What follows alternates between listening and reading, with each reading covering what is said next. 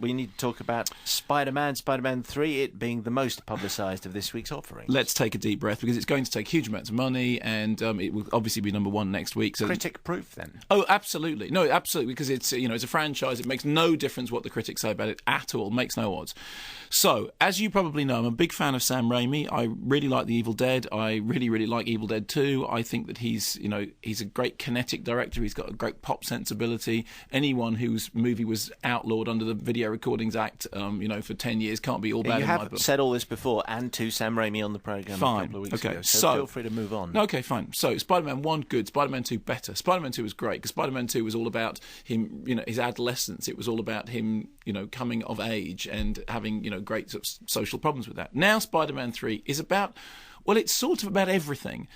If you attempt to do a plot synopsis, you'll just get lost. But basically what happens is, carrying on from where the story was in Spider-Man 2, Spider-Man 3 gives us Peter Parker still having problems with the newspaper, still having problems with Mary Jane, who he's back together again with, but then he's not back together again with, because she's sort of being wooed by the son of the Green Goblin. He's up against a man who gets turned into sand, the Sandman. How scary is that?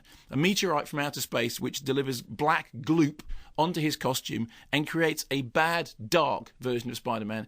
And all these threads sort of mesh together and sort of don't at the same time. You know that things aren't going well when a character has to be given amnesia so that they forget enough of the plot, that the plot may be repeated without them saying, hang on, didn't we do all this? And the central rival for Mary Jane's affection does literally lose his mind in order that they can go back over a whole bunch of ground they did before.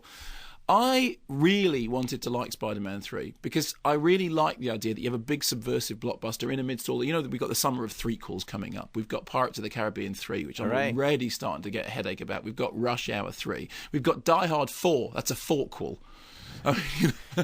We've got a Harry Potter 5. That's a great word. Is it? A forkquel. Good. Well, it sounds like something out of those two Ronnie sketches. But it's a quadrilogy, I think we've... A quadrilogy, yeah. Right? Quartets, I think, is what they're called. But so I really wanted Spider-Man 3 to be the one that gave me something else, that said, yes, fine, Sam Raimi's got in, he's made a kind of interest mainstream movie. Yes, it's millions and millions of dollars, but hey, he's done stuff that's really subversive and dark and strange. And the trailer looked great. I mean, I remember when I saw the trailer the first time, I thought, wow, this is it, Dark's Wave, terrific. It's a mess. It's a total mess. And it's a real shame. There are some set pieces which are okay. However, in the first film, the scenes of Spider-Man swinging between the buildings, which are done on CGI, lacked a kind of physicality. In the second film, they seem to solve that problem. And actually, the scenes of him swinging on the spider nets were much more physical. I thought, wow, they've really sorted this out. They have given physicality to the CG graphics. Spider-Man 3, we're right back to where we were with the first one. You get these enormous set pieces, but absolutely no sense of physicality, despite the massive amount of banging into things. I mean, Raimi's always been great at banging into things. He made a terrific movie, Crime Wave, and it was literally frying pans in the face and dong, bang, bing. Well, the opening sort of action sequence, which, as I remember, takes quite a long time to get there. It does. When Spider-Man against his sort of nemesis. Yes. The reason why he loses his memory, which you were talking about, is the amount of bangs on the head that he gets in that opening duel. But it's fantastically done. I mean, that opening sequence. It is well done. It's not fantastically done. It's well done CG, but it lacks physicality. It doesn't have the weight, the heft that the action sequences did in Spider-Man 2. Now, it's interesting because we saw the film together, and at the end of that sequence, there was a round of applause in the cinema, wasn't there? People just cheered in the same way that I remember sitting next to Ann V. Coates, the editor, watching The Matrix Reloaded. And at the end of the chase sequence in The Matrix Reloaded, there was a round of applause. But it was more out of relief than anything else, because up until that point, really not very much had happened. And then we get, a character will be introduced. He breaks out of jail, gets turned into sand, and then we forget about him for a little while. Then a meteorite lands and some gloop runs, and that happens, and then we forget about that for a little while. Then we have some stuff with Mary Jane. Then we have a fantastic comic interlude with Bruce Campbell, who I always loved. Bruce Campbell, the star of the Evil Dead movies, as Sam Raimi said, they always worked with him because he was very handsome. His fantastic biography, If Chins Could Kill, Confessions of a B-movie star, and he's a great guy, and he plays the maitre d'. In the other Spider-Man movie, he plays the guy who won't let Peter Parker into the theatre to see Mary Jane's production.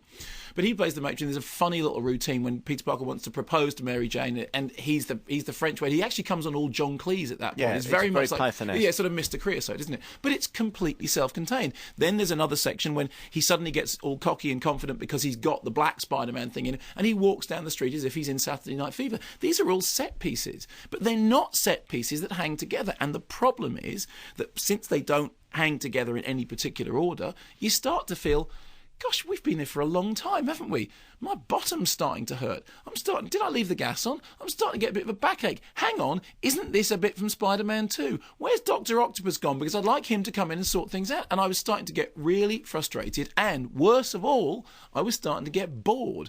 And the thing that would have been maybe the redeeming grace was that it finished with some sense of, enormous conclusion. But it didn't. It didn't. What happened was you felt that all the issues, the emotional issues, the proper solid emotional issues to do with adolescence, to do with him and his girlfriend, to do with his identity, to do with not wanting to be Spider-Man and still wanting to be Spider-Man at the same time, were all dealt with in Spider-Man 2. And funny thing is, watching Spider-Man 3 made me realise just how right I was about Spider-Man 2. Because I thought it was a great movie, and some people were a bit lukewarm about it. I said, no, you're absolutely wrong. It's a really, really great movie. And you watch Spider-Man 3 and you go, no, I was right. Because this is a shambles. I mean, it's and here's the other comparison. Evil Dead 1, great. Evil Dead 2, really great. Evil Dead 3, Army of Darkness, total disaster in every area. And it's the same with Spider-Man. 1, good. 2, really good. 3, somebody grabbed me an editing machine and cut this down to 90 minutes because, you go in the morning, you come out the next day. You were bored. You were bored. I wasn't. You were bored. I wasn't bored. I was certainly getting that way, and it was. You're absolutely right. It was far too long. And no, you can lose some of this. Lose 20 minutes. Lose a lot of it. You Lose can one of lose the whole subplots. villains.